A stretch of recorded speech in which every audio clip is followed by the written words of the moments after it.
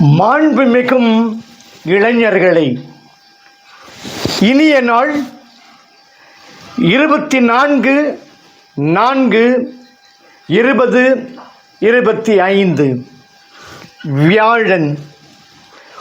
ஊக்கமூட்டும் வாழ்வியல் விதி 114. பதற்றம்.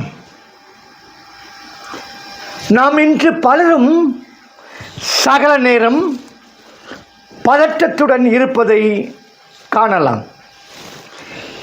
எதை செய்தாலும் ஒரு துடிப்பு, தவிப்பு, அச்சம் இவை கலந்த கலவையைத்தான் பதற்றம் என்கிறோம். ஒரு அவசரம், அதனால் நடுக்கம், இவைத்தான் பதற்றத்தின் அடையாளங்கள். இன்று எல்லோருமே இந்த பதற்றம் என்கிற சொல்லை அதிகமாக அடிக்கடி பயன்படுத்துகிறார்கள். பதற்றம் ஏன் ஏற்படுகிறது என்று கூராய்வு செய்தால் அதற்கு முக்கிய காரணம் திட்டமிடாமை. நேரத்தை சரியாக திட்டமிடுபவன் பதற்றப்பட வேண்டியதில்லை.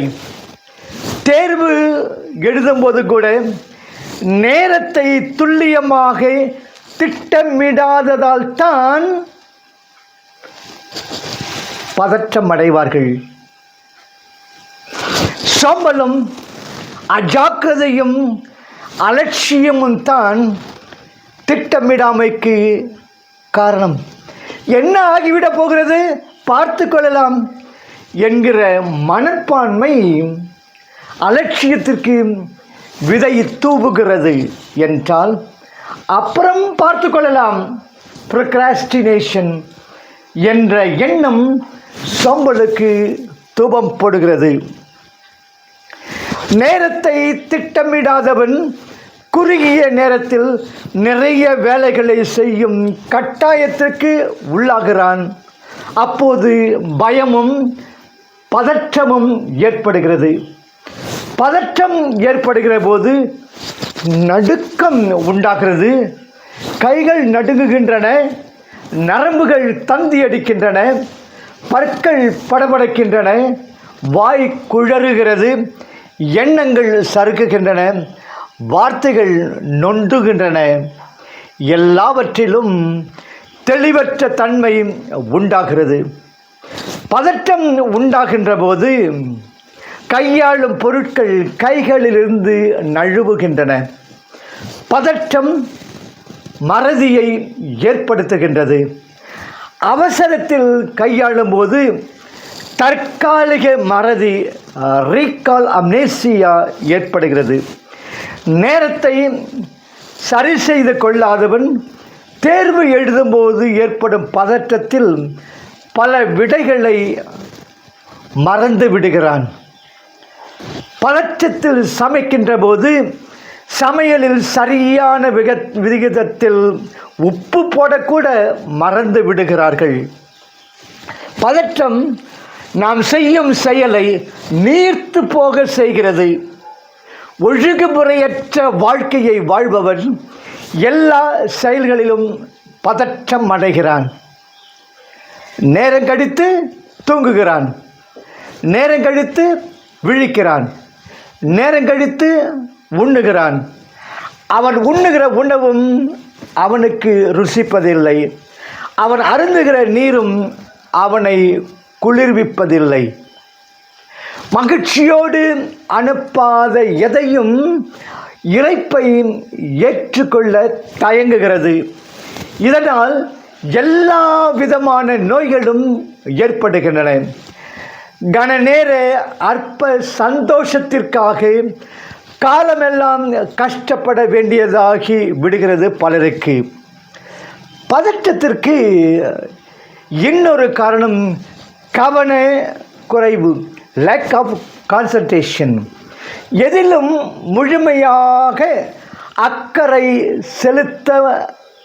செலுத்தாத தன்மைத்தான் கவன குறைவு.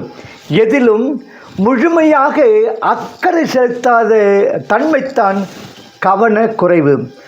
நாம் நிகழ்காலத்தை தவற விட்டுவிட்டு எங்கேயோ பயணித்து கொண்டிருந்தால் கவனம் சிதறி போகும், கையில் இருக்கும் பொருளும் சிதறி போகும்.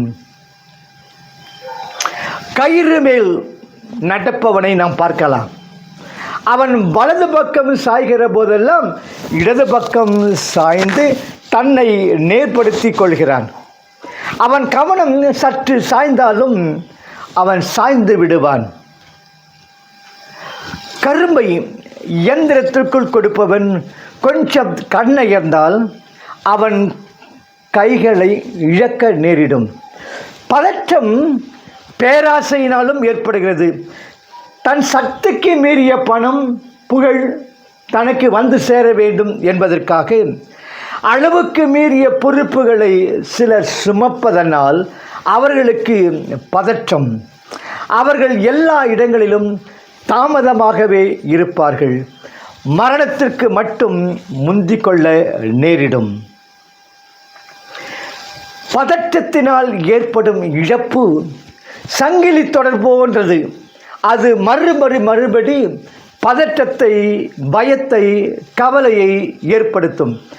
அதன் விளைவுகளும் இழப்புகளாகவே இருக்கும். பதற்றத்தை பற்றி ஒரு ஜென் கதை. ஒரு இளந்துறவி பதற்றத்துடன் கோப்பையை கையாளும் போது அது கை தவறி உடைந்து விட்டது. மூத்த துறவி கண்டிப்பார் என்பது அவருக்கு தெரியும். குருவிடம் கேட்டார், உலகில் எந்த உயிருக்கும் இறப்பு என்பது வருமல்லவா? இறப்பு வராத உயிர் ஏதேனும் உண்டா? குரு சொன்னார், இறப்பு வராத உயிர் எதுவுமே இல்லை. அப்படியாயின் நமது கோப்பைக்கு இது இறப்பு வந்துவிட்ட நேரம், அது உடைந்து விட்டது என்று சொன்னார். இழப்பையும் சகஜமாக எடுத்துக்கொள்பவன் பதற்றமடைவதில்லை, பதறுவதும் இல்லை. பதறாத காரியம் சிதறாது. வாழ்க வளமுடன். நாளை சந்திப்போம்.